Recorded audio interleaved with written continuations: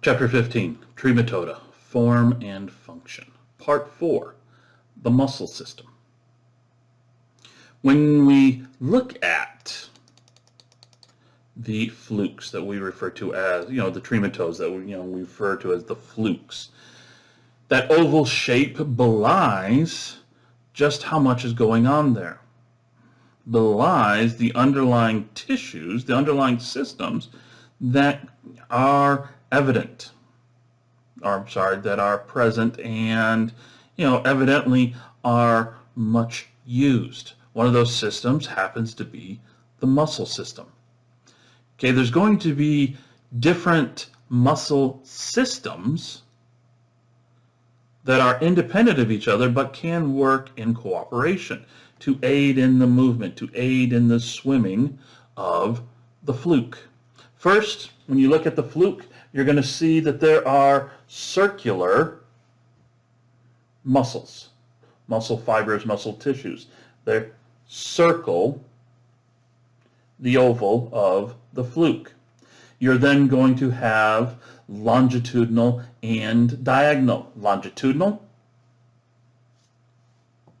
and diagonal. The different ones do different things. The circular means it can, when they contract, they close, make it less broad.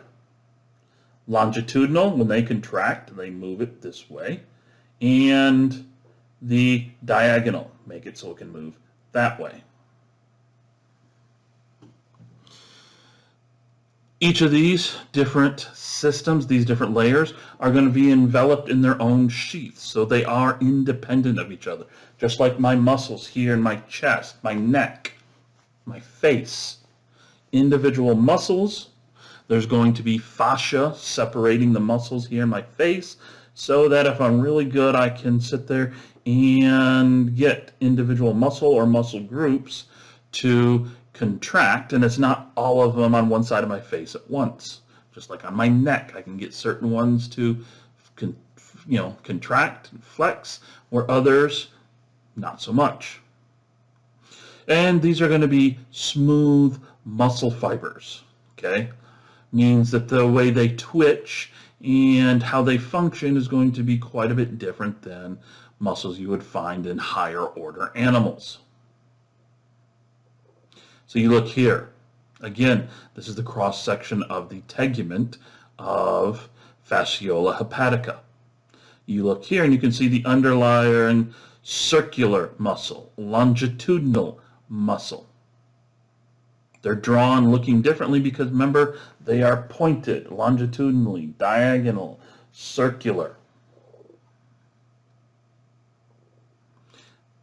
They allow it to move in different ways. And here you can see this close up again, this very, very busy figure from, the previous tegument lecture here.